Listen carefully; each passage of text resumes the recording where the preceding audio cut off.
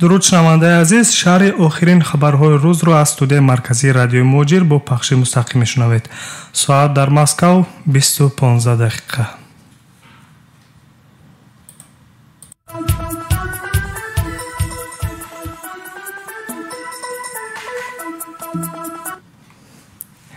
қарор аст сарони кишварҳои узви созмони паймони амнияти дастаҷамъӣ рӯзи 28 ноябр дар шаҳри Бишкек пойтахти ҷумҳурии Қирғизистон ҷамъ оянд. дар ҷаласаи навбатии сарони созмони паймони амнияти дастаҷамъӣ сарвари кишвари мизбон Соронбой Ҷеймбеков ҳамчунин дар назар аст ки роҳбари кишвари Беларус Александр Лукашенко, Русия Владимир Путин, Тоҷикистон Эмомалӣ Раҳмон, Қазоқистон Қосимжомарт Тоқаев ва сарвазири ҷумҳурии Арманистон Никол Пашинян ширкат кунанд.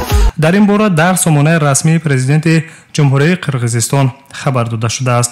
Созмони паймони амнияти дастаҷамъӣ дар соли 1992 як сол баъд аз пошхӯрии Иттиҳоди Шӯравӣ таъсис дода шуд ва айни ҳол 6 давлати аъзо дорад. ин ҳам бошад собиқ кишварҳои узви Иттиҳоди Шӯравӣ Русия, Қазоқистон, Беларусия, Тоҷикистон, Қирғизистон ва Арманистонро дар бар мегирад. Созмони мазкур тақвияти сулҳ, амнияту устуворӣ дар минтақа ва ҷаҳон, ҳифзи дастаҷамъии истиқлол, ягонагии марзӣ ва тамомияти арзии кишварҳои узвро ҳадаф дорад. коршиносони соҳа иброз медоранд, ки бино ба марзи муштараки тӯлонии Тоҷикистону Афғонистон, ки 1400 километрро ташкил медиҳад, ҷумҳурии Тоҷикистон дар мадди назари созмони мазкур қарор дорад. чун ҳама давлатҳои аъзои ин созмон хуб дарк мекунанд, ки ҳатто хурдтарин хатаре аз он сӯи омӯ ба Тоҷикистон ба амнияти кишварҳои онҳо низ бетаъсир намемонад. дар кишвари ҷангзадаи Афғонистон, ки норомиҳо беш аз 18 сол идома дорад, дар ин давра гурӯҳи Толибон ва гурӯҳи террористии ба ном Давлати Исломӣ ҳузури густурда пайдо карданд, ки аз назари коршиносон хатарест ба амнияти минтақа ва ҷаҳон. роҳбарони кишварҳои узви созмони паймони амнияти дастаҷамъӣ дар ҳоле ҷамъ меоянд, ки чанд рӯз пеш ба дидбонгоҳи сарҳадӣ дар ҳудуди Тоҷикистон ҳамлаи хунини террористӣ сурат гирифт, ки дар пай қурбониҳо дошт. мақомоти тоҷик гуфта буданд, ки ҳамларо 20 нафар аз аъзои гурӯҳи даҳшатафкани террористӣ ба ном Давлати Исломӣ анҷом доданд, ки онҳо аз хоки Афғонистон вориди Тоҷикистон гардида буданд. ёдовар мешавем, ки Тоҷикистон, Русия ва дигар кишварҳои узви созмони паймони амнияти дастаҷамъӣ гурӯҳи тундрави ба ном Давлати Исломиро ҳамчун гурӯҳи террористӣ медонанд.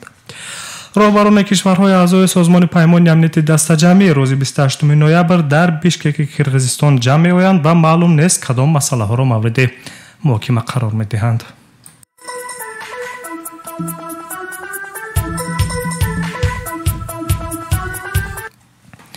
дар минтақаи Хабаровски Федератсияи Русия аз 1 январи соли 2020 фаъолияти муҳоҷирони меҳнатӣ ҳамчун ронандаи нақлиёти ҷамъиятӣ манъ карда шавад. оварда шудааст дар қарори қабулнамудаи губернатори минтақаи Хабаровск Сергей Фургал. масъулон дар шарҳи қабули қарори манъи фаъолияти муҳоҷирон дар нақлиётҳои ҷамъиятӣ ба расонаҳои хабарӣ гуфтанд, ки сабаби асосии қабули ин қарор шикояти зиёди шаҳрвандон аз ронандагон ва вайронкунии қоидаҳои ҳаракат дар роҳ аз ҷониби ронандагони муҳоҷир мебошад. аммо ҳайратовараш он аст, ки қарори манъи фаъолияти муҳоҷирон ҳамчун ронандаи нақлиёти ҷамъиятӣ танҳо ба шаҳрвандони Тоҷикистон, Озарбойҷон, Ӯзбекистон ва Молдова тааллуқ дорад. пас суоли ҳайратоваре ба миён меояд, ки оё шаҳрвандони дигар кишварҳо, хусусан кишварҳои пасушӯравӣ, ки дар ин минтақаи Русия ба фаъолияти мусофиркашонӣ машғуланд, мақомоти минтақаи Хабаровск онҳоро шаҳрванди худ эътироф мекунанд ё муҳоҷир? суол аст, ки мақомот ба он ҷавоб додан намехоҳанд. танҳо ҳамин маълум аст, ки шаҳрвандони Тоҷикистон, Озарбойҷон, Ӯзбекистон ва Молдова, ки ронандаи нақлиёти ҷамъиятӣ шуда дар Хабаровск кор мекунанд, аз 1 январи соли 2020 аз шуғли худ маҳрум мегарданд. ин ҳам дар ҳоле аст, ки Тоҷикистон, Озарбойҷон, Ӯзбекистон ва Молдова аъзои иттиҳоди иқтисодии зери назари Русия нестанд ва шаҳрвандони ин кишварҳо бо доштани патент дар Русия барои худ кор пайдо мекунанд. коршиносони соҳаи муҳоҷират таъкид мекунанд, ки ин як фишангест аз ҷониби Русия ба давлатҳои собиқи Иттиҳоди Шӯравӣ. Русия мехоҳад бо ин роҳ онҳоро водор созад, ки ба иттиҳоди иқтисодии зери назараш пайванданд, аммо тавре маълум аст, на ҳама кишварҳо майли пайвастан ба ин иттиҳодро доранд, чун аз нигоҳи иқтисодӣ ва ҳатто сиёсӣ пайваста зери назари Русия монданро баъзе аз кишварҳо қабул надоранд.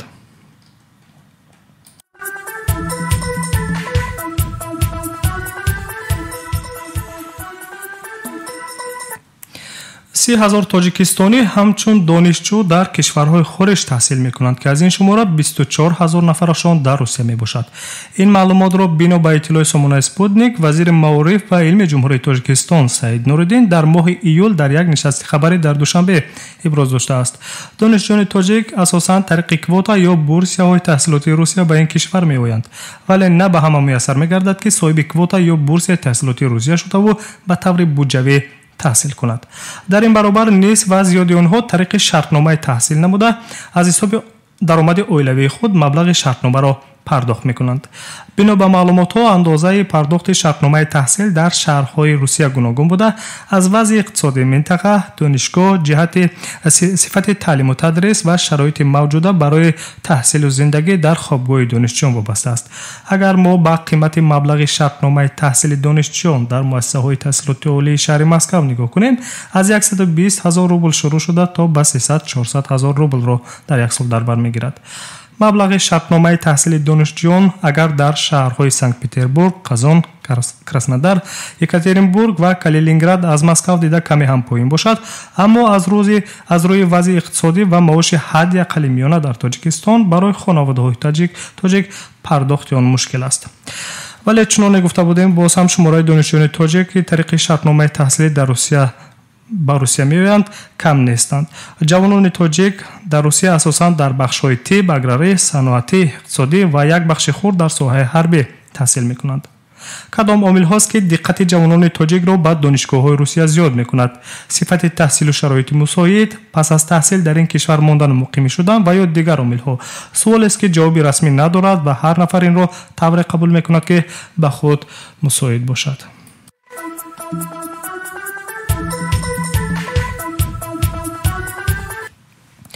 сомиёни гиромӣ, дар охир маълумотро дар бораи вазъи боду ҳаво барои рӯзи 13 ноябр мешунавед. ҳавои шаҳри Душанбе ва ноҳияҳои атрофи он рӯзи 13 ноябр офтобӣ буда, рӯзона 10-15, шабона 6-8 дараҷа мебошад. дар шаҳри Москав бошад рӯзона ҳавои абрноки бебориш дар назар дошта шудааст. ҳарорати ҳаво рӯзона 2-4, шабона бошад 1 дараҷаро фаро мегирад. вазъи ҳаво дар шаҳри Санкт-Петербург тағйёбандаи абрӣ буда, вале боришот дар назар нест. ҳаво рӯзона 7-8, шабона бошад 4-5 дараҷа пешгӯӣ мешавад. дар шаҳри Екатеринбург 13 ноябр вазъи боду ҳаво тағйир мекунад. ҳаво каме сард шуда, рӯзона боришоти барф пешгӯӣ мешавад. ҳарорати ҳаворо рӯзона хунукӣ 1-5, шабона бошад 2-7 дараҷаи фаро мегирад. дар Краснодар баръакси Екатеринбург ҳаво гарми офтобӣ буда, рӯзона 10-20, шабона 6-8 дараҷа гармӣ мебошад. дар вазъи ҳама боду ҳаво бароятон таъби болидаву чеҳраи хандонро таманно дорем. шунавандаи азиз, бахши хабариро аз радиои Моҷир шунидед. хайрухушна мекунем, чун барномаҳои дигари мо идома дорад. радиои Моҷир, садои қалби дили шумост.